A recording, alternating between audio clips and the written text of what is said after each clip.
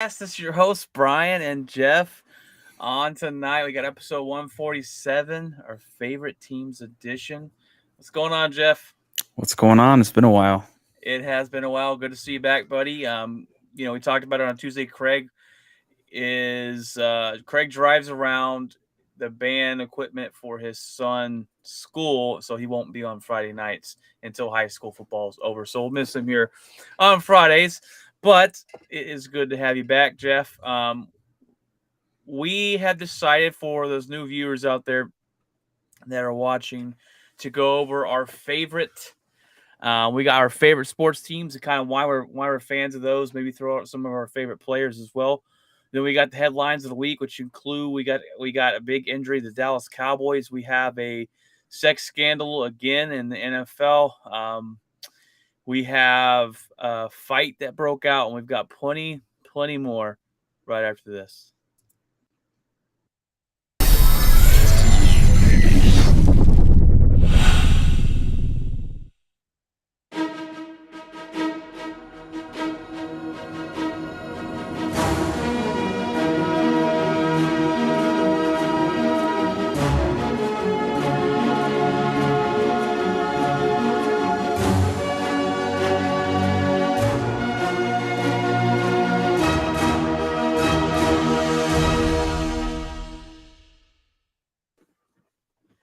All right, guys, welcome in here, episode 147. We're going to talk about the spotlight of the week. We're just sitting around. Well, we're all waiting for football season to start, and so we're just kind of sitting around. We did all our football predictions a little earlier on, so we're going to let you guys know who we like and what sport and kind of why we like them. And as you can see, and if you watch this podcast, you know I'm a Green Bay Packers fan when it comes to the NFL. And growing up, Jeff, growing up in Texas and with the Dallas Cowboys here, and their annoying fan base that annoyed me. They annoyed me when I grew up. I ain't gonna lie. And so I said, hey, why do I have to like a team even though I didn't choose to live here? I love Texas. Fort Worth is great, love it. But I didn't want to have to choose the Dallas Cowboys. So when I started getting into football, I saw Brett Favre play, and is it, man. Fell in love watching Brett Favre play, the love of the game he had, how good he was. Looked up the history of Green Bay and said, this is the team. Coach Lombardi, we won the first Super Bowl. The Super Bowl trophy's named after the guy. And the history behind it. And my favorite color is green. So it kind of all went together well when I growing up as a kid. And I've been a fan ever since for Green Bay. And we've already got our first comment, Patrick. Oh no, that's you. My bad. What's up, chat? I was like, Jeff, who's your favorite? Well, I know, but tell the fans or whatever you want to call them, the watchers, viewers, who your favorite NFL team is. Well, by far, it's definitely the Denver Broncos. I think anybody that's been listening knows exactly like why they're my favorite team. Like, well, maybe they don't actually. I've said I'm a fan, but I haven't said exactly as to why. But it's kind of an interesting thing. I grew up in a household where my father was a Cowboy fan. That's all he eat, breathed, and slept Cowboy football. So, yeah. So it's just, and well, your dad was one of the, he still is. No offense, the annoying type of Cowboy fan. Yeah, he kind of predicts every year. He didn't this year, which is surprising, but he usually every year he predicts them winning the Super Bowl. He thought they were going to win when they hosted the Super Bowl in Dallas, in Arlington. That didn't happen. Obviously, we all know what happened and who won that.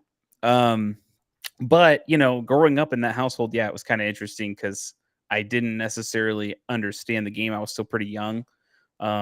So yeah, even when they won the last one, I still wasn't necessarily sure what was going on. Asking him questions, asking him like what football is or how this works. He kind of just he's like, the game's on. I'm busy. So I started to learn the game just by going to watch the Super Bowl. My mom went to Super Bowl parties and stuff for her work, and so I went to watch the Packers and Broncos play, and so I got to see that showdown between two greats. Little did I know I'd end up becoming a fan of the Broncos, but the following year it was like, we're on a Super Bowl party again, so I went. Happened to be the same team, happened to be the same guy playing, and John Elway.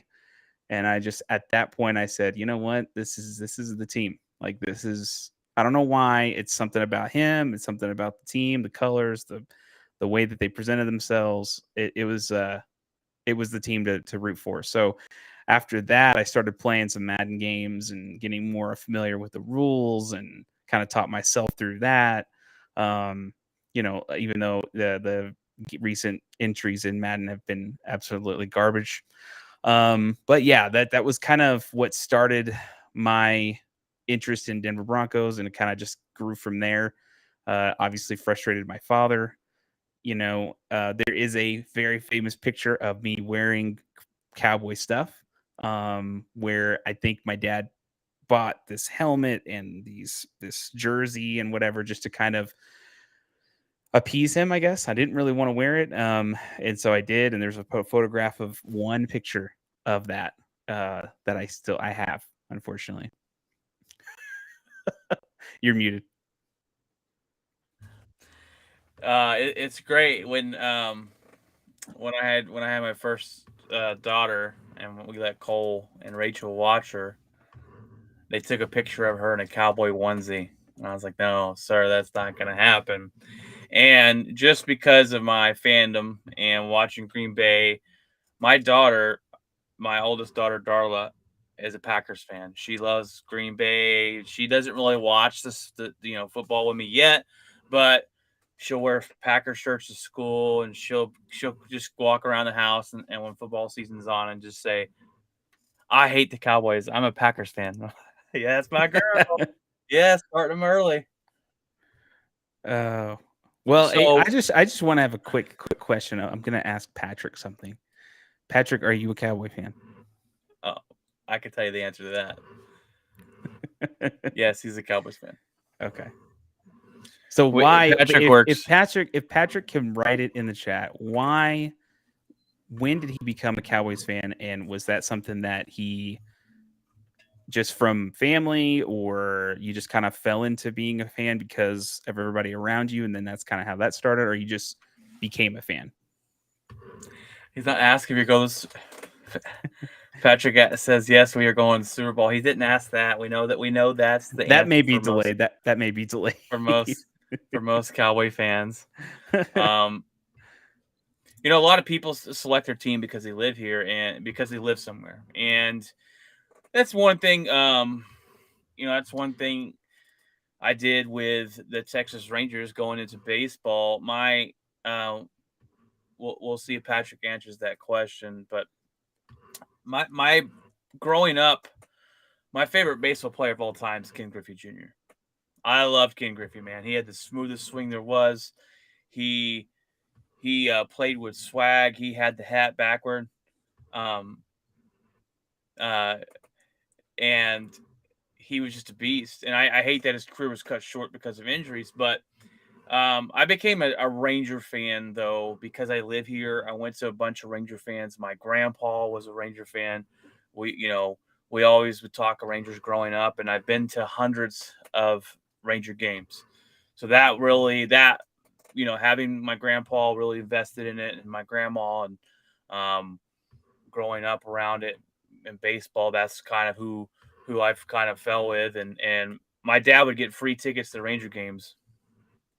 So we were able to, go there all the time and watch them. And Patrick says his grandpa loved the Cowboys, so I was born into it. There you go. Yeah. And a lot of just like I said with the Rangers, a lot of family members are, kind of pass that down to others and hope they catch on to the team or a sport. And Yeah, and with other sports, in particular, that I pay attention to, yeah, I like football, and it's I love it, and I like watching it, and all that kind of stuff. Okay, yeah, that was probably the time to watch them. Yeah. That was the last little bit of kind of they've fallen off obviously over the years, but that's what a lot of people remember, still talk Those are about. last My dad still dominant talks about, era. yeah, Yeah. my dad still talks about that stuff. He's got tons of memorabilia and everything. So I mean, and whenever Patrick's talking about, when it comes to like family lineage and kind of where you fall into, and I think that plays a big role. Um, it's weird because like with your daughter, she's a huge Packer fan. I don't know if she'll ever stray. Um, it's kind of I hope interesting, not. but for some reason, I hope not. you and I did, right? So it's Yeah, kind of yeah, interesting how that kind of plays out. I know that household that you lived in growing up was a Cowboy house, yeah. and mine was as well, and so it's kind of interesting because even much as I love football so much, baseball is my big passion. Baseball's your biggest. Um, and so a lot of that is the fact that, you know, family went to games. They lived in New York. My dad went as a kid a few times. My great grandfather went all the time when he was a kid. Got to see a lot of great players that, went in and out of that franchise over those course of time. And same with his father. His father went and stuff like that. So it's just I started paying attention, and then the history behind them, and it was intriguing to me. And I kind of just dove headfirst into baseball around the 90s, kind of what Patrick was talking about with the Cowboys. Dominant, So yeah, dominant. One of the most so dominant. I mean, in sports history. yeah, I mean they were the Bulls of baseball at that point. So Yeah, yeah. it was a fun ride, and so I just fell into it, and I had never stopped since, and still to this day, like, I will get excited for baseball as much as I get excited for football. Football and baseball are right in. I mean, it's a neck and neck tie there, but if I really really had to choose, I really really like baseball a lot, and so that's one of the reasons why I became a Yankee fan and stuff, is just learning about my family and kind of what they watched and saw and rooted for. My dad kind of falls off. He roots for the Rangers, but then also roots for, I don't know. So he kind of mixes and matches, but yeah, like I can understand where Patrick's coming from on that. And I was going somewhere with that thought. I just left my head. My favorite sport's football by hands down. I could turn on any football game and watch it. I could turn on any college football game and watch it. Why Jerry ruined the franchise? His ego.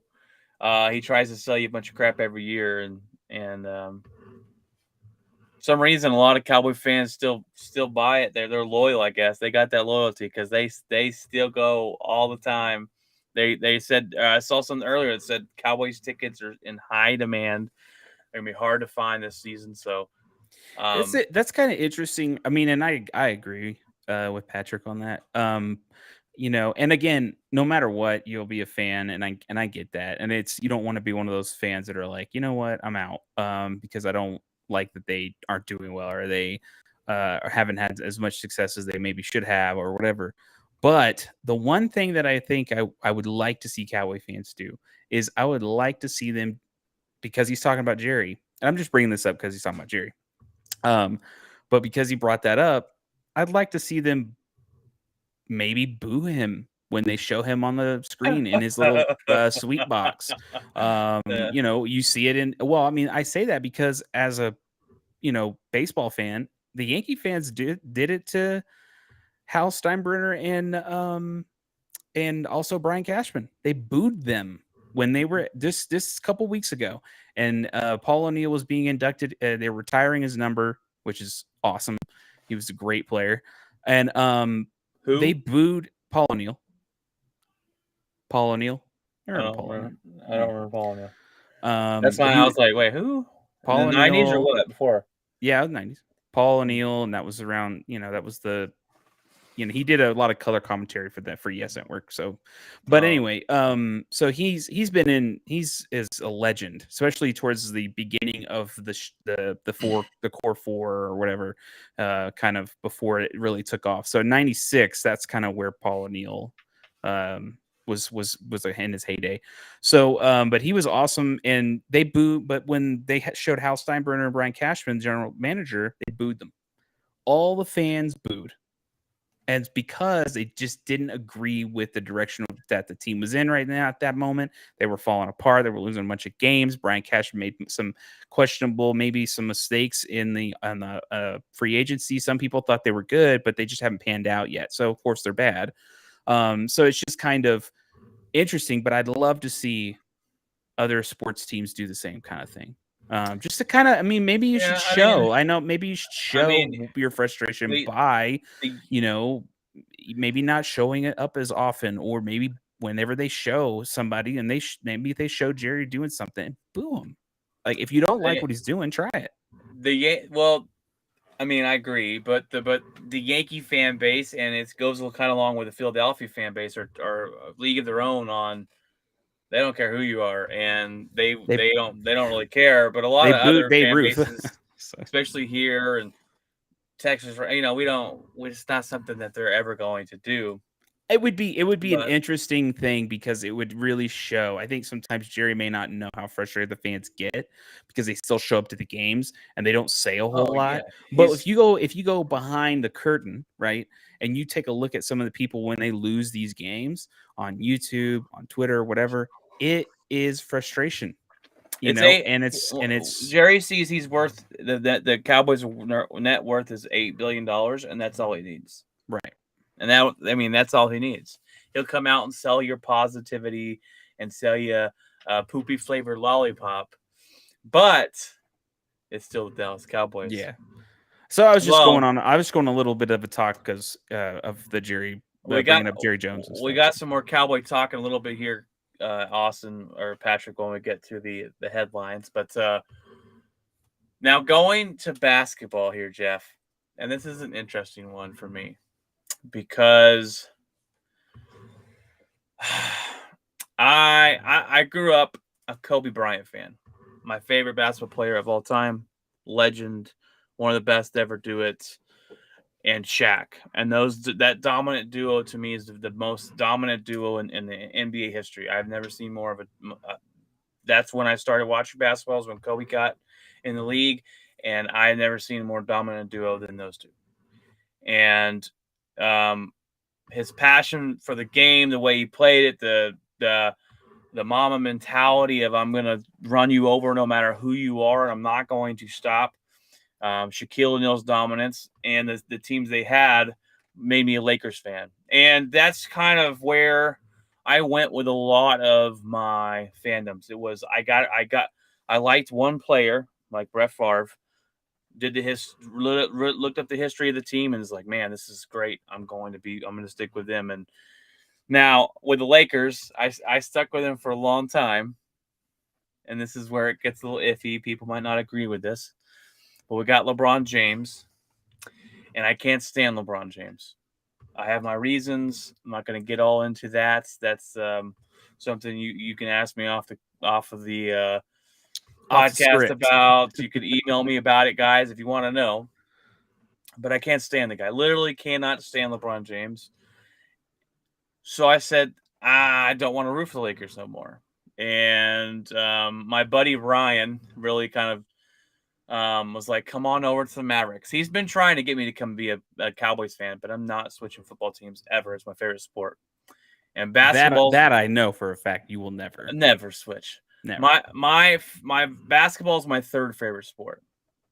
So I was like, okay, well, I can't stand LeBron. I can't stand him for lots of reasons. But so he's like, come on and be a Maverick fan, And I love Luka, man. Luka is an absolute beast. So I said, all right, I'll jump over to the Dallas Maverick bandwagon, I guess, whatever. And so I'm a Mavericks fan now. I jumped in last season, so well, not the whole year. It was basically like playoffs, but I'm going to be a Mavericks fan from now on. I'm buying Mavericks hats and stuff. So next jersey I'm going to get is a Luka jersey. So I'm a Mavericks fan now, but I will wear Kobe Bryant stuff still to this day. I love Kobe Bryant, my favorite player of all time. And it was just actually Kobe Bryant Day the other day, 8/24. So Right. I always remember that on that day. But His so that's birthday. where I go, huh? Wasn't his birthday? No, it's people made that 8/24 his day because it's both his jersey, Because it's both his jersey numbers. Yeah, okay. And that was something we did. I mean, before he passed away, but so that's just kind of every time that August 24th shows up, that's what I always post out there is Kobe Bryant Day, baby. So, basketball. You're a Dallas Maverick fan too, there, Jeff. So that's something we can finally agree on when we're talking teams together. Oh yeah. Didn't necessarily watch a lot of basketball as a kid. I do remember vaguely at the tail end of Michael Jordan's career, paying a little attention to it because I think everybody was really paying attention at that time. My dad, even though he didn't watch basketball, he liked Michael Jordan. He liked watching Michael Jordan play. Even though my dad also same and a little bit about football. Even though my dad is a Cowboy fan, he still to this day says Joe Montana is one of the best quarterbacks of all time. So, and that's coming from a Cowboy fan. So he said he was just fun to watch. So you can't argue that. You can't, So yeah, like didn't necessarily watch a whole lot of basketball. I started getting into it's weird because games is really kind of what started some of this stuff. I used to play games all the time, and then I would just randomly grab one and go, "What's this? NBA Jam? What is NBA this?" Jam, yes, sir. And so I started really getting into sports through that because it was something that I was already doing. So it just kind of added to that. And so yeah, as I played more and more sports games, I started getting into okay, well, what's the team here? And it was the Mavericks, and I'm like, okay. And that was around the time when Dirk came in and Nash came in and Finley and all that. So then I really started paying attention a little bit more. And it wasn't actually really until when they went to face Miami the first time, my dad and I got real into it. We were watching all the playoff games. We were getting real into it and watching every night when I come home from work and everything. So, and just when they lost, it was just like this devastating defeat, and we were just like, how did this happen? And so the refs gave Dwayne Wade a free. Dwayne Wade got touched every time and was immediately a foul. And then somehow Shaq knew how to shoot free throws. So besides that, so yeah, after that, I just paid attention more and more every single season. Really towards the playoffs. Baseball's kind of like that too. Sometimes I can't watch every game, so there's 182 of them. Yeah. So 1 year I did watch every game. That was 2009. Hey, Craig does that. I'm like, man, it's kudos to you, man. Allie and I watched every single game all the way to the World Series, and they won. This is insane. But yeah, like I really started getting involved with that. And then when I met my wife, she was real big into basketball. Her family had a box at the American Airlines Center. So we would get to go to games whenever we kind of felt like going, or whenever we were, they had extra tickets or something. So got even more involved. So more, intrigue. And it really started with Dirk and Nash. Just being interesting. They were interesting players. They were different. They really were. I saw Dirk progressively get better and better, and I will never stray. I'm really, really big into that. I just don't. I can't. It would be very difficult for me to do that. I have teams that I do like they're. I have a real soft spot for like Tennessee Titans because I watched them when they yeah, and it was their first year, and I was like, oh man, come on.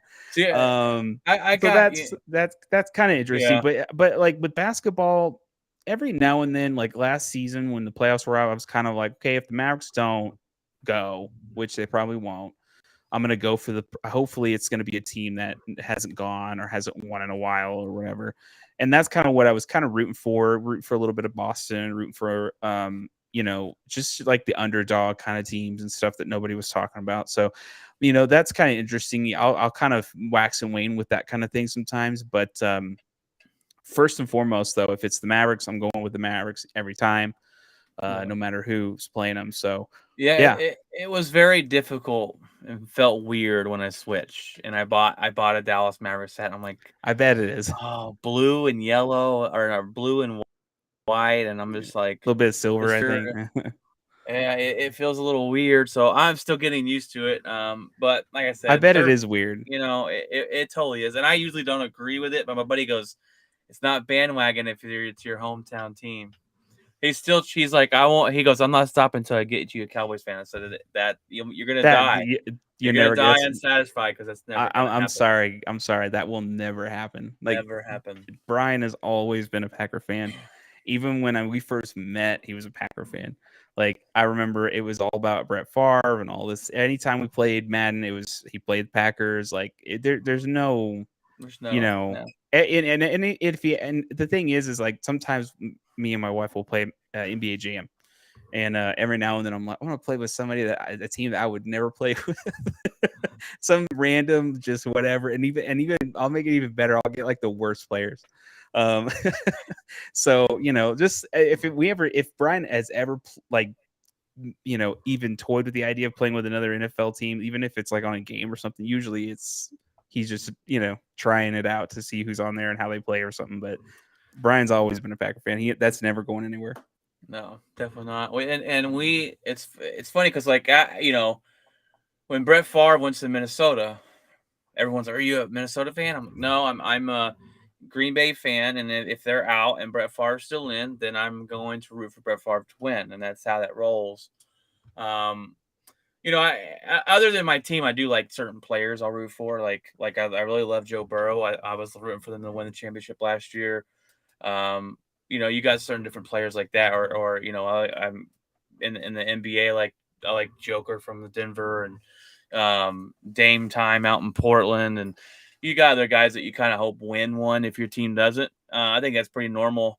Yeah. Well, this season it was Von Miller. I was rooting for Von Miller, to win the Super Bowl because it was Von Miller, Right. and he was a staple for the Broncos for. I mean, he's the reason we won Super Bowl 50 by far, 100%, because there's just that defense was that good, and Von Miller was just that good, and that was the best I'd seen him. So overall, like, I just think that it's rooting for other players and stuff like that, I think is perfectly normal. Yeah. A lot of people in here were rooting for Von. Yeah. I was a hockey fan growing up, and I kind of jumped out of it. I was a Stars fan, like Mike Modano. I'm getting back into hockey. I jumped in and started watching the playoffs. I was like, I need to get back into hockey. So I'm a Stars fan there. Yeah. And I did pay attention a little bit this season, yeah. especially the finals, because everybody here was like freaking out.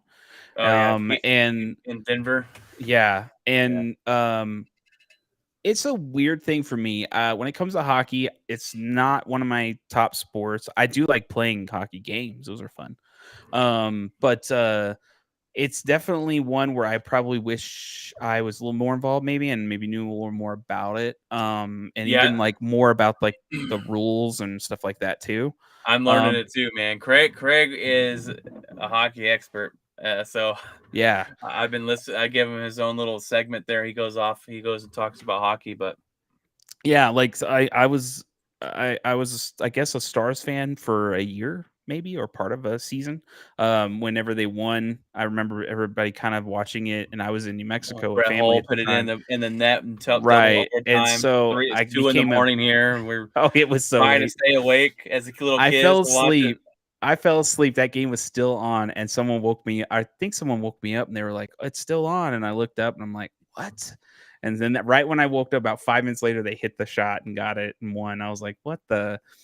So that kind of made me into a Brett Hull fan. And then that next season, he left and went to Detroit, and so I I kind of was like, well, I guess I'm a Detroit Red Wings fan now. So, because I was really not a Stars fan for very long.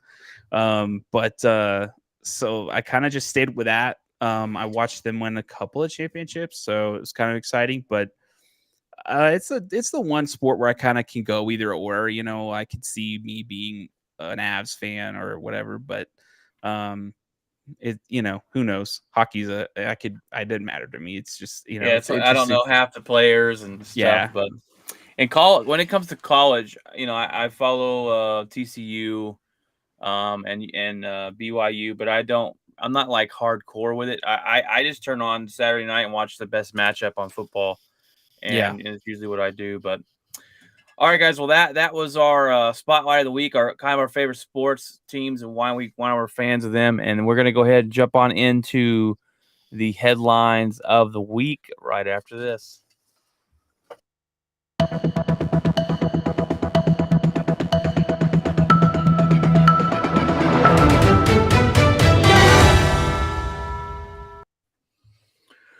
All right, Jeff. Well, breaking news out of the NFL this week was, and this is all over the place, Cowboys left tackle Tyron Smith out for most of the season, if not all. They're predicting him to be back in December. This is a guy that is a Hall of Fame player, one of the best left tackles in the NFL when healthy. The last 2 years, he's only played 13 games combined. He is a guy that misses. Before that, he missed 3 games consistently every year, and he's just injury. It's just injuries, and he tore his muscle off. He has a fractured bone in his knee, and he tore his hamstring off of his bone. So they're saying December if he returns at all. This could be the end of this guy's career. He's older. Yeah. He's consistently injured now. Yeah. And then this is another red flag for the Dallas, another question mark. I want to say red flag, and this is another question mark for the Dallas Cowboys and protecting Dak Prescott and being able to run the ball like they want to. How many wins do you think this changes? Do you think this is something that is going to cost him a couple games, or you think this is something that we're maybe digging too much into? Because there's it goes kind of both ways. That I was listening to 105.3 The Fan being here all the time, and they think it's 3 or 4 game swing. That's how big they think it is. But some fans say, hey, he's out. He misses a lot of games anyways, and we do it without him a lot. So where's your perspective on that? I kind of agree with the fan a little. I think that it seems about 2 to 3 games that are going to be probably affected by something like this. O-line is a very important. I think like Especially left tackle, blindside. yeah, that's definitely a problem, and it's something that is plagued. I mean, that's the number one thing teams really need more than anything. You need a quarterback, but you also need an O-line. Without that, it affects the run game. It affects the pass game. It affects a lot of things. And if the O-line isn't good, or they're unhealthy, or there's no depth, that's a big problem. I don't know the Cowboys' depth at O-line. If it's good, not very strong. If it's not strong, then that's a problem. But I think Cowboy fans are hoping that maybe there's somebody in the background that can that maybe no one talked about, and maybe there's somebody that can kind of pick the piece up. So yeah, they drafted a guy. His last name's Smith, I believe, too. This last draft, that was their first round draft pick, and he played left tackle in college, but they're going to have him play left guard in the NFL, and be their future left tackle.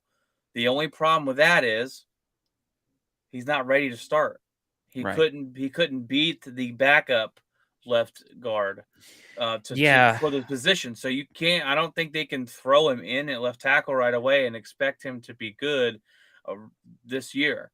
I mean, my thing is O-lines take a long time to produce, and they don't do it right out the gate. I don't think it's very rare. Yeah, most of them. It takes time. And for example, Garrett Bowles of the Broncos, his first 2 years or 2-3 years were garbage. He was known as just he held all the time. He got penalty. I mean, he was always penalized. Anytime they threw an offensive flag, I knew where it was. I knew where it was. It was Garrett Bowles every time, and he cost us some games actually with crap like that. So, especially even he cost us some drives too that were like massive, game shifting drives, and it was called back because he held. It's just things like that. But now he's awesome. Now you don't worry about Garrett Bowles. You know what he can do. You know he's ready to go. They even gave him an extension because he was playing so well the last couple of years. So it's important to develop these guys. And unfortunately, the Cowboys are in this situation where they have their quarterback, they have their running back, but the O-line that was solidified for all these years is starting to crumble. Mm-hmm. And it takes so long. If you they haven't drafted to fix it either, that's the right, issue. and that's the other problem. The first thing I think the Cowboys should have done over the course of the years, knowing that this was probably going to happen with the O-line, was starting just drafting offensive linemen. I mean, it's not pretty. It's not exciting. It's not going to excite anybody. Nobody wants to first round pick, get a lineman. But when you understand what you're building towards, it will make sense for when you get those exciting picks. Because you'll already have the established foundation. And I think if the Cowboys really would want to continue this, try to get this success for Dak Prescott and push for a playoff run, I think they should have definitely been paying attention to that a little bit more, and maybe not. I think it would have made more sense to solidify that over the course of time. You already had the quarterback. You already had the back. You got your great picks in the defense and stuff, but if you don't score, and again you go up against a juggernaut that can score on your defense, that's gonna be a problem. So, well, the thing too is the Cowboys were the most penalized team in the NFL last year. right. They drafted this offensive lineman. He was the most penalized NCAA football player last year. I mean, the only silver lining to that it's ironic. The only silver lining to that is I will say maybe this year changes. I don't know.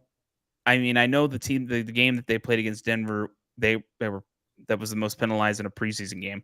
It was 17 tied. penalties. Yeah. So maybe that was the second string guys. I don't know, but my thing is at some point, maybe that all starts to gel and they start working together, and maybe you don't see as many as I saw with Garrett Bowles. I mentioned was just horrible, constantly penalized. After a couple of years, he stopped. So, and it stopped becoming a problem. So maybe that's just also trying to get through growing pains of just getting meshed together and solidified together as an O-line. So I don't know, maybe not, but I'm giving the Cowboys fans a little bit of silver liner to this issue. Patrick says horrible pick and horrible coach. I'm gonna have to agree. I'm gonna have to agree with you on that. I mean, Mike McCarthy's not good, and Aaron Rodgers made Mike McCarthy. That's it. Aaron Rodgers made Mike McCarthy, and McCarthy has his job because of that. But yeah, that's discipline. His team's not disciplined, and don't get me on a Mike McCarthy rant. I don't want to get on a Mike McCarthy rant. But back to the question. I do think this swings games. Two or three, I don't probably. think it's. Yeah, I'd say 2 to 3. I don't think it's a massive like, oh no, but I do think that if Dak can figure out how to still be successful with a broken O-line, that really will show how great he is. This is his year, Jeff. This is the year that Dak Prescott must prove. We're talking about getting that ball out faster than Aaron Rodgers can get it out. Like if you know that O-line's gonna not be great, then you got to get it out quick. You got to be on it with the receivers. The receivers better know as well. The second I turn around, that ball's there. And that's just how it's going to have to be. And if that is a problem, and there's dropped balls and there's overthrown balls, and he's kind of freaking out in the pocket and not necessarily wanting to run because he doesn't. I mean, I wouldn't blame him if he didn't want to run again. after the leg injury. So it's just, I think that that's going to be an interesting thing because it's just, the O-line is very important for Dak, and that's been his security blanket for a long time. That's what everybody says. He came in the perfect situation. One of the best O-lines in the league, one of the best running backs in the league, and yeah. Patrick says he gets it out, but it's his first read, and he's overthrown or underthrown. Right. This is And Dak defense Prescott's year to prove it it. is. And it without is. Amari Cooper and without this, and I told my buddy Ryan Sims the other day, I said, look, whenever they lost their left tackle, I said, I don't want to hear no excuses. Teams lose players all the time. Right. We lost our left tackle last year. We won 13 games. There's no excuse for a left tackle to cost you a season. If it's your quarterback, I understand. But if your left tackle goes down and your season's washed, and there's more problems than just your left tackle. Well, and my other problem with this is that the Cowboys are in a weird situation. Zeke is in his last. This is his last season for the Dallas Cowboys. His last season. If he does well, then we'll see. Maybe if they go to the playoffs and make it all the way to the, near Super Bowl, then maybe. But we'll see. But he's in his last little thing. He's got a prove it year. Dak is the thing about it is always like he's hurt or he's got something wrong. And if this continues, I'm worried of the quarterback situation in Dallas. If it's this, he's constantly getting hurt. He got hurt this last season. We didn't find out until the end of the season. I kind of thought everybody knew something was up because he was just not himself. The season before was the leg thing. And then before that, that season, or was it? I think it was before this last, when they were on Hard Knocks, he was hurt again. And so it was just kind of, what's going on here? Like, if that continues and the O-line's not great, I would cringe if he got hit. I would kind of go, get up. Well, I think they unleash him this year. I think he actually runs the ball more. That could be a thing. And he's more aggressive with it. But that you run the risk. You run that risk. So let's jump over to the next one here. This one's asinine, Jeff. This one's asinine. Okay. The Buffalo Bills rookie kicker Matt Ariza accused of sexual gang rape of a minor while he was his last year in college. That's the headline. Okay. This girl was 17 years old, not even above age, not even an adult. He apparently drugged her, raped her, took her in a room where two other men raped her for over an hour and a half, pulled out piercings. She had piercings and just ripped them right out of her face. These are the accusations. It's not a criminal lawsuit. It's a civil lawsuit, which I don't understand. We'll get into that. We'll come back around to that. Well, I'm going, okay, well, his career is over before it started. Well, the NFL says because it happened in college, we will not pursue punishment. What did they punish Zeke for? They gave Zeke a 6-game suspension for stuff that happened in college. So what is that about? They're going to get blowback from this. So I have a feeling something's going to happen. Second, the Bills knew since July, and they've done nothing about it. Have a good. It's a good show, ladies. But the wife about to stab me. We'll finish watching tomorrow. Have a good night. All right, have a good night. Take it easy, Patrick. Take it easy, buddy. The Bills knew about this accusation, and now I get it, right? Innocent until proven guilty. But this is pretty dang bad. They just got rid of their veteran kicker. This kicker kicked a punt the other day, 82 yards. Cool, whoop-de-doo. Did he rape a child? Did he rape a 17-year-old girl? And if that's the case, he cannot play football for your team. Period. Right. That is asinine. Now you know someone's probably going to run down and hit him. You know someone's I going to hope he probably gets do laid that. out. I'm Now, someone will. Someone will. look, if he's innocent, he's got to prove it. And here's my other thing too.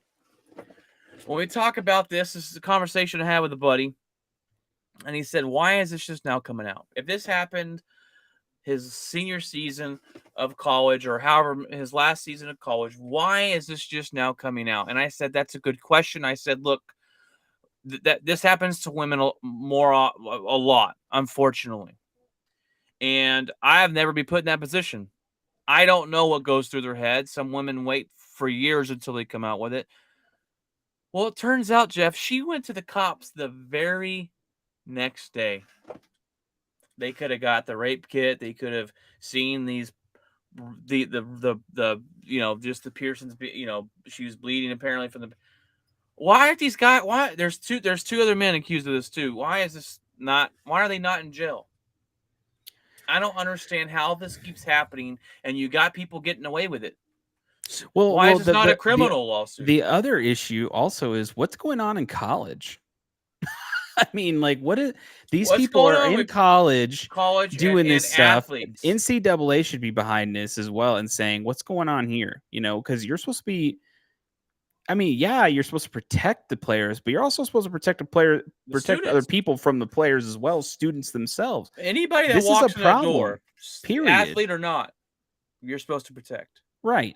If you've got like a dean of students, right, watch some person bring an adolescent kid into a fraternity house or a frat house, right? You're gonna say that dean is going, oh yeah, that's no problem. No, that dean is like, what's going on here? That's obviously clearly not a student that goes here, and they're clearly not of age to go here. So why are they in your home? Now, my question. Well, I mean, the dean. There's a lot of those parties that a lot of high school kids probably go to. But the dean is supposed to do that. But also when it's talk about sports, when it's actually given to the police, NCAA isn't sitting there going, they don't what's going on? They don't do anything. They See, say, that's the problem. It's a huge issue. Right. Baylor got busted for that. The cops were behind the players, and does it matter what? And this starts back in Pee Wee and Little League and in middle school and high school, and I've seen it done in high school. The star player gets the special treatment. We had a running back really good in Lake Worth, and this guy was as dumb as a box of rocks, but he could play football. He failed in all his classes. Well, he played every week. Why did he play every week? Because the coaches would go in, talk to the teachers, and he got that special treatment. And when these guys get older, and then they go into college football as one of the best or whatever, they're the chance to go to the NFL. They think they can do whatever they want. Right. And it's been something that's been instilled in these guys they're good at this, and then they get better. They think they're above the law, and these guys get in here and they get slaps on the wrist by the NFL.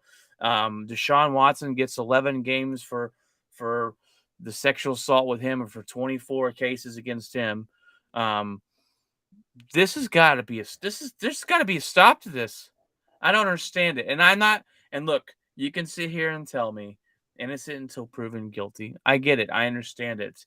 But my thing is, what if she went the next day? This would be kind of pretty obvious. If she went the next day to the police, which is what you're supposed to do, and she did.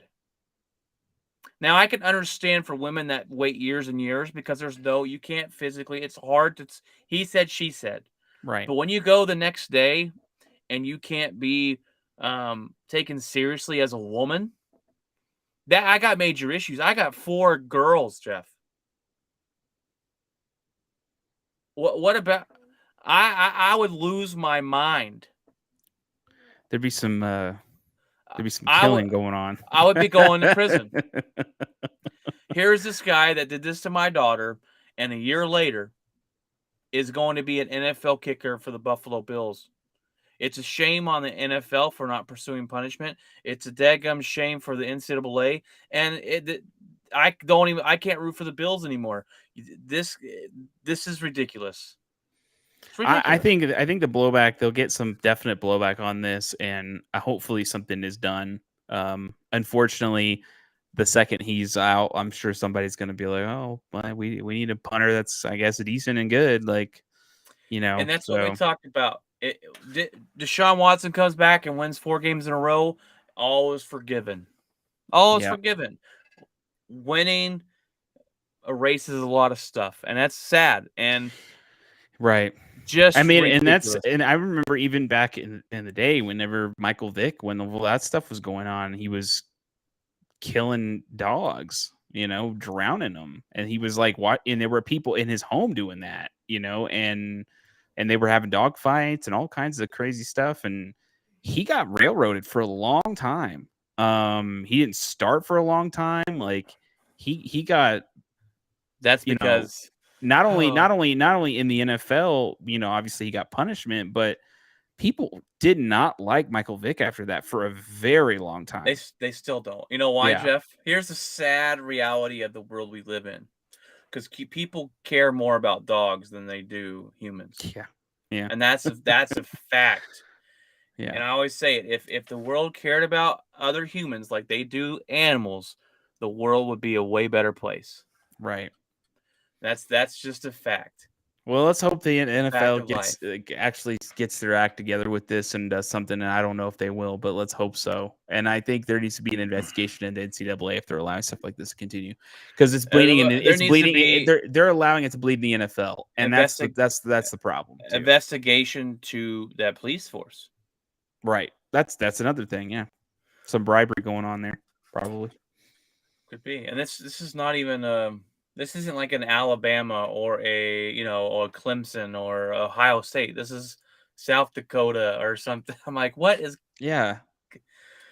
All right, Jeff. Well, moving on here, we got speaking of Baylor, I mentioned Baylor earlier. Well, good old segment transition here. Denzel Mims, he was a Baylor wide receiver. He now plays for the Jets, and he's asked for a trade. He wants to be traded. He said he's tried. He got injured. He wanted to come back and try his hardest, but he says the team hasn't given him opportunities to show that shows that his, I guess, skill set. He wants to trade. The Jets coach said that he's still got hope that he wants to be there, and they're having conversations. Green Bay trade. There's a wide receiver. I'll take him. He was pretty daggum good in college. Hasn't worked out with the New York Jets, but he looked pretty good in college. I'll take him. I'll take that flyer. Go make a trade. We need some wide receivers, man. I think anybody that trades for him isn't probably gonna have to give up too much, and it's just taking a flyer. It's one of those low risk, high reward situations. And I think a team stay with New York, then I think anybody picks him up should. Just getting a decent guy and taking that flyer on him. But yeah, and again, this is the reason as to when a team that is not doing well and a team that is not progressing after getting a lot of high picks, getting high draft picks over the course of the last, I don't know, 3-4 drafts maybe. They haven't been very well. They haven't had been a good team for a while. So this is the result of that, kind of, where you have semi-decent players, people that don't necessarily know their true potential because they're not necessarily playing on a team that's a contender. Right. And that's kind of, I think, where this guy is at. I think he's kind of like, I don't know my true potential because we're not playing meaningful games. The team isn't getting better because the talent around it's not getting better. Maybe it's bad pick. It's possible. I just think that maybe they're picking the wrong players and putting them in the wrong spot and the team in the wrong spot. So maybe I could see him getting frustrated and then possibly saying, okay, well then, we'll get rid of you because we're not doing well and it's not changed anything since you've been here. So maybe somewhere else, may new scenery. Well, maybe I right. just look at his college stats. He played 4 years for Baylor. His first year he really didn't play at all. He had like 3 catches for nothing. And then he had 1,000-yard receiving year, and then he had a 700, and then he had another 1,000 yards with 15 touchdowns. So I think he's got some talent. He's one of the guys I wish Green Bay would have got in the draft 2 years ago. I think Green Bay's a good option, a good fit, because I think that they could get him for a whole lot of hardly anything a really, lot of nothing. and I don't think the Jets are anywhere near Winning. where they're going to win. So Yeah. this is not a lose for anybody in this situation. It's not like you're trading, Russell Wilson for a bag of chips. Like, so it's just kind of like you're kind of trading maybe a guy that might be good for stuff that may turn out, and let's see what happens. Flip the coin.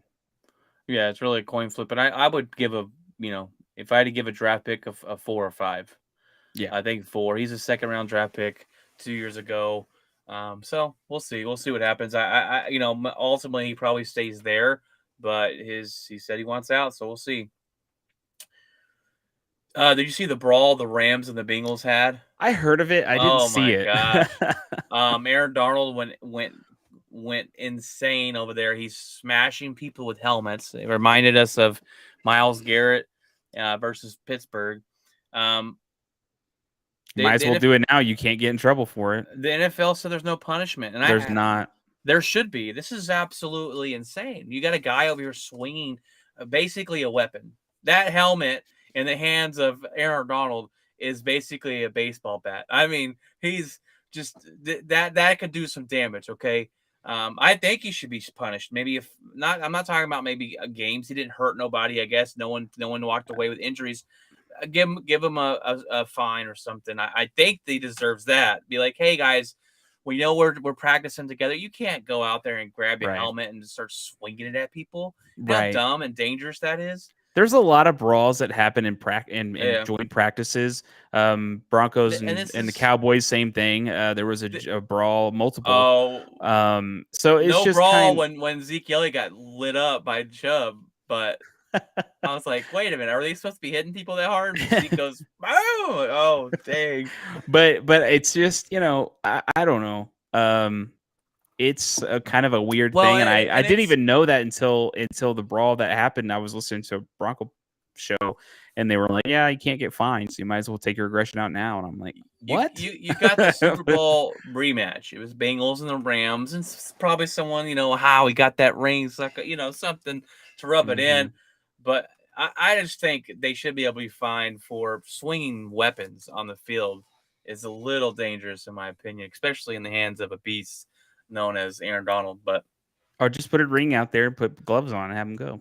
Yeah, like a hockey. All right, whenever he hit the ground, we call it up. Man, that'd be insane. All right, well, one last thing before we get into, we talked about this a little bit in a last episode and the week before as well. Jeff, since you're a big baseball guy, I want your take on Fernando Tatis Jr. I want to know what your thoughts and opinions are of him. This is the next face of baseball, and he's absolutely made a fool of himself. He's what a huge screw up so far he's been, and this is the Padres ownership are really mad at him, and are we talking about getting rid of him? I mean, this guy has messed up big time in the organization. Big time. So I know he made a statement about this, talking about how he had used something, that he may have not known was a PED ban. It seems for Major League Baseball to give him that kind of penalty, which is I think that might be the default. That's the default for PED. That's okay. I thought it was a little less. I thought it was like a 1 strike, 2 strike kind of thing where you have you miss some games and then the next one it is. Let me look it up real quick. Okay. I remember the last time anybody getting in trouble for this was Robinson Cano. I remember him. There were rumors about that with him. He ended up testing positive for PED. Obviously, before that, it's Rodriguez. Rodriguez did it twice. So if it gives them an edge, truly, I have a huge problem with that. especially in a time where pitchers can't even use anything to grip the ball. And people get all up, people get all in an uproar about that, which I think is a little ridiculous. It's a grip. I don't think that it's not like you're improving your arm. You're not getting it to where like you can't get injured or anything like that. You're not enhancing anything really when it comes to the grip of the ball. You're just making sure that you have full grip to throw the pitch. So when it comes to that kind of stuff, it frustrates me because they can't even get that. So the fact that this person's getting a performance enhancing drug and he's on a team that's on fire. I mean, the Padres are they got Juan Soto, they have Manny Machado, they are set up. They have pitching. They are set up to really, really do some insane stuff. And now that this has happened, it kind of took the wind out of the whole Soto thing. It really did. They were talking about you're muted. They were talking about. Go ahead. What were you saying? I was saying, yeah, it did. This delays their start of that, and when they got Soto, the fan base that can rejuvenate a whole team. We got Soto. Tatis is coming back. We're gonna run down the stretch here, and we're gonna put it in, and it took the sails out of the winds, or the winds out of the sails there. And you're exactly right. Well, not only that, this guy, when they signed his contract, they wanted to put in a no motorcycle clause. You cannot ride a motorcycle. And he said, that's ridiculous. I'm a grown man. I will not sign that contract and play for you if you put that in there. They took it out. He signed the contract. What does he do? He rides his motorcycle, gets in an accident, and breaks his wrist.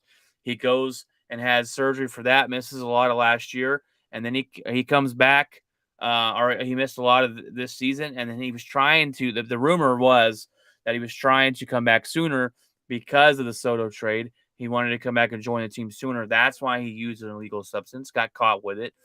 And it took those wins out, man. And this team is probably, I kind of think of this team as like the Chargers. They're not mentally tough enough. If something happens, they'll be talented years and years and years, and then something happens and they don't get over it. This team to me is not a mentally tough organization, and this is something to me that will have them out of the playoffs fast. They'll still make the playoffs, but I don't think they're going to make that deep run anymore. And they're going to have to look forward to next year. And Tatis will miss the rest of the season and some next. So it's a big loss. Which sets up for when it comes to baseball. We all understand how that works, and that sets up, not being into it, not being ready, not prepared.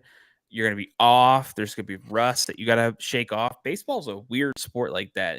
And you get slumps. You get, how long is that going to be? Are you going to get injured coming out because you haven't been playing for so long? Right. It's a lot of weird things when it comes to baseball. I don't even see Tatis Jr. even doing a whole lot of anything next year. I think even you could write that off because it's going to be a weird year for him. And then maybe next season, that's kind of where you go, okay, maybe Tatis Jr. is back, but you're looking at back at all? I mean, do they get rid of him? This is a guy. I honestly, it'd be doubt tough. it. It'd be tough I doubt it. I don't think so. If they say, hey, look, we're going to restructure this contract and no more motorcycles. Because this has created a huge problem, not only for you being injured, but then you took something to try to come back sooner and it created a bigger problem. So one little bitty thing in a contract negotiation turned into a snowball effect of just garbage. So I think they keep him. They're not going to get rid of him. If Alex Rodriguez got 2 stints in New York or not 2, but he got a full thing in New York and he did it twice, I don't think so. I think the Padres are hungry. They want to try to get to the promised land and get to the show and get to the end there. And they're going to do whatever it takes. And if it's 2 years of Tatis Jr. not doing as well as he maybe should because he missed a bunch of games, and B, he's trying to get back into it after being out for so long. Yeah, and this reminds me. I think they'll take that because Juan Soto is going to be there for a long time. Oh yeah. Tatis Jr. is still young. Oh yeah. The only other person on this offensive juggernaut of a team is, I mean, they have other pieces as well, but we all know the three pieces. Manny Machado is, maybe he's that's the only piece where I go, okay, he's been around for a while, so maybe that's the only piece that I could see maybe falling off in the next couple of years. But in general, he's still a defensive beast. Machado is. So yeah. I think that's going to save his. I mean, he may not be the offensive player that he was once before, but I think defensively he's definitely a huge asset for them. I do not think the Padres will do something this season. Yeah. It's going to take all the pieces to come together at the same time for this to work. Baseball is more than what you have on paper. Yeah. It is a mental sport. You have to mentally be in it. Everybody has to be clicking at the same time. And when not everybody's clicking at the same time, that's one of the reasons why I say Tatis Jr. coming back is going to be a very interesting thing next season. Because they all have to click. And when something happens, let's say Machado gets hurt next season for some reason during the season. Well, there's Machado out. Tatis Jr. comes back. He's not even ready to go. Really, it's down to Juan Soto. So it's just kind of, you're sitting there going, this team's at least a couple of years away from really going to a World Series where we can actually definitively go, okay, they're all clicking on all cylinders. Everybody's in their right spots, the right time. I just think Padres, they're not getting rid of anybody. Yeah, it would surprise me if they did, but this is the same thing we talked about. I talked about with Craig last week, and this has been a public fight between the two. Just like it reminds me of Kyle Murray and the Arizona Cardinals. They've leaked the Padres have leaked stuff saying that Tatis is very self-centered, he's immature, and they're very angry at him. So this has been a very public situation. And then you got Tatis's father going, well, they shouldn't have suspended him 80 games. That's pretty harsh. It's bad for baseball. No, you broke the rules. He doesn't get any special treatment. Right. Doesn't matter what he is, what his name is, how good he is. He broke the rules, and now he's got to pay the consequences. I think the Padres would be dumb to get rid of him because he's so good, but he can't have any more screw-ups. This has got to be the wake-up call for Fernando Tatis. Don't be surprised if there's a restructuring of that contract. I'm going to assure you, they're going to try. They're going to try. Craig was wondering if they could restructure the money and give more money to Soto to keep him in, or I don't think Tatis Jr. is going to sign off on that. It's literally got to be legal either. I don't think it is, but it literally, if they restructure, it's literally going to be legal verbiage in the contract, not money, because I don't think Tatis Jr. is going to agree to that, but he may agree to, you know what? Fine. No more motorcycles. Look what it did. Fine. If Tatis Jr. has got team first, then he'll sign that. But if Tatis is thinking of himself, he's going to go, no, I'm not doing that. Then at that point, if I'm the Padres, I go, then you're gone. We'll trade you. And we'll trade you wherever we want to trade you because you're acting this way. We don't care. We'll trade you. We'll get rid of you. I mean, that would be my opinion. He'll pull Jay Cutler and you can't trade me, and the Broncos trade him to the Bears. Oh God. Greatness. The worst trade of all time. Yeah, they're going to trade him. They're going to trade him to the Boston Red Sox for a box of Cracker Jacks. Yeah. So, come on. I mean, it's like if Tatis Jr. is going to play this crazy game, I mean, eventually, if he does not want to restructure that deal, not the money, again, verbiage, if that happens, then fine. I have no problem with it. That makes sense. And then that shows how good of a teammate Tatis Jr. is. If he really had team first coming into that, when he went ahead and took the PEDs to begin with. So we'll see. All right, Jeff. Well, I think it's that time. That time, brother. It is that time. What is in your locker? It's been a while since you've been on, so go ahead and let you go first. What is in your locker? What's been going on? Let us know. So it's been crazy with work, busy. been kind of trying to deal with that, figuring out there's a issue with my cat's eye. We're still trying to figure that out. So the vet who's really we go to a cat vet really. So just because it's easier and they know how to handle them more than if a place is only handling dogs mostly.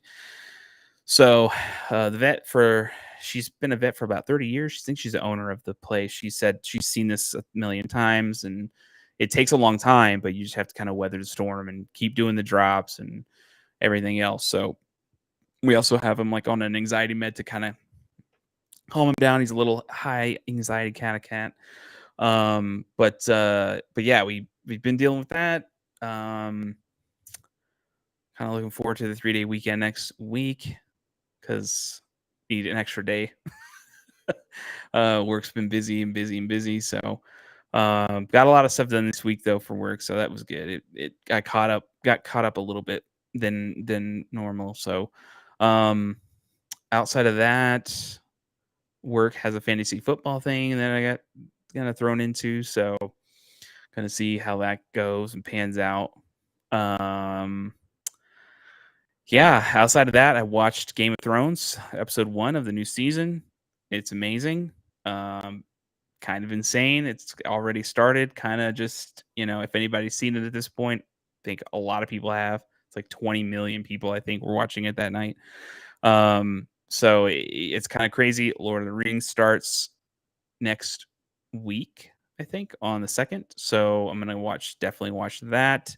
I think people are saying good things about that as well. So, and then HBO, because Game of Thrones is already taken off, they've got renewed for another season, which is crazy after one episode. Also been, let's see, what else have I? Can't wait for Last of Us TV show. Finally got a teaser. Finally got it. He sounds like Joel. She sounds like Ellie. This is gonna be amazing.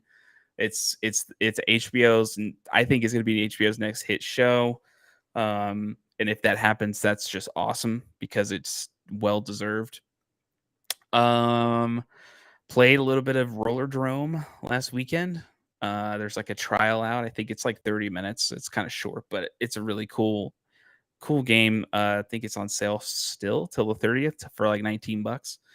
And it's kind of it's a small thing, but it's just addicting. I like bullet time for some reason, and I like dodging stuff. And this game has that. Plus, it has like the idea of like a Tony Hawk kind of thing, which is kind of cool.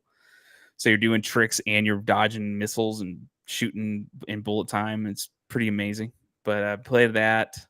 Kind of thinking about getting Last of Us Part 1. Really, really interested in getting that for PS5. So trying to get back into some games and stuff. I haven't been able to in a while just because I've been busy with work and then just not necessarily in the mood coming home. So finally starting to kind of get back into that. The weather's hopefully cooling down. They're expecting fall to come here soon, so kind of waiting for that. But not other than that, man, not a whole lot. Just kind of the normal stuff. What's going on? What's going on in your locker?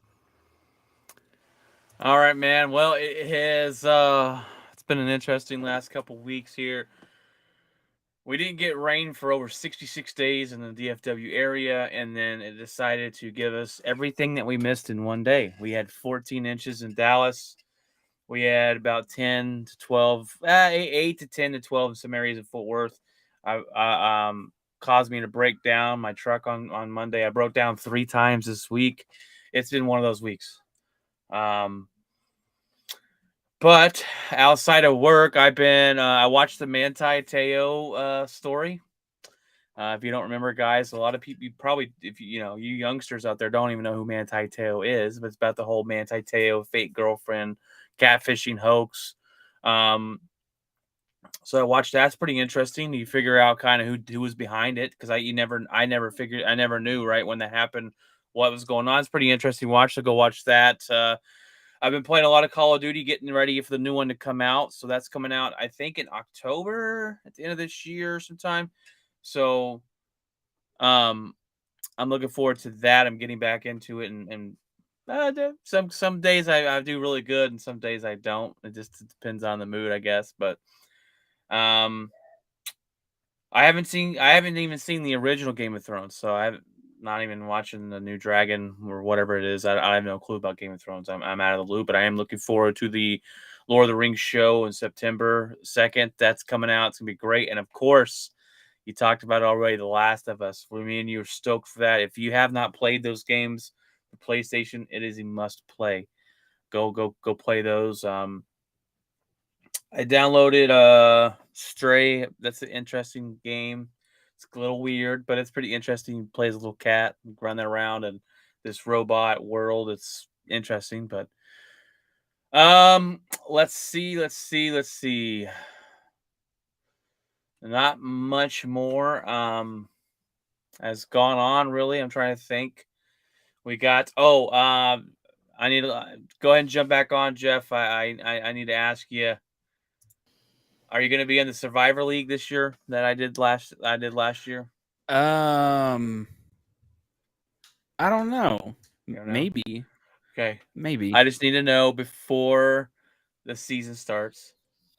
And it's $20 to buy in. So, but I do a Survivor League, guys. It's real fun if you've never done it. It's basically you pick a team to win. If they win, yeah. you go on. If they lose, then you're not. Or then you're out. But it's fun. So I'm starting that league back up this year, and hopefully get more people in it. But other than that, looking forward to football. We've kind of got a game plan for when the Cowboys play the Packers this year. People are going to come. Some guys from work's going to come to my house, and we're going to watch it on the 85-inch screen TV, and hopefully Green Bay wins. But we're getting all ready and excited for football. And I don't do fantasy, Jeff. I do not do fantasy. Surprise! I'm a sports guy, but I don't ever keep up with it. So yeah, used to. I remember. I used to. But my problem was I was in 3 or 4, and it was just too much. Yeah, so. Yeah, and the other thing is, if anyone is deciding to watch the Game of Thrones, it's a prequel, so you don't really have to know a whole lot about what went on in the previous. They hint at stuff, but it's little, and you wouldn't have a clue. It broke the internet. So many people watched it the first night. Dude, yeah, the app was jacked up for a little while. But we got to watch it. It just was acting strange at first. But I'm actually watching Better Call Saul now. I started that now that they're kind of coming to an ending, because I don't like to wait week for week. I want to be able to binge it. So it's still hard for me to do that. But I've been watching that and get used to it, because Last of Us is going to be like that. Yeah, I know. It's not going to be binged. Yeah, Last of Us is gonna be great. The graphics, the storyline, it's just gonna be fantastic, and it's got the actor who played Ron Swanson from Parks and Rec in it, which is fantastic. But it's gonna be great. But well, all right, guys, that's this episode. 147, and we went through our favorite teams. It gave you some headlines of the week. Come, keep following us, guys. Keep sharing us. Keep liking us. Keep commenting. We totally appreciate any time that you take time out of your day to listen to the show. Thanks, Patrick, for being on consistently and chatting with us on YouTube. So, guys, I hope you have a fantastic weekend. I got to work tomorrow. Other than that, not much going on this weekend. The wife's going out tomorrow to have a little girl time. So, good for her. We got church on Sunday, and then this is the last. No, we got one more week before football starts, because next week they take off and then you start football. So get ready to watch some football. We got college football coming too. It's going to be a fantastic time of the year. Hopefully colder weather. But remember to keep it outspoken, guys.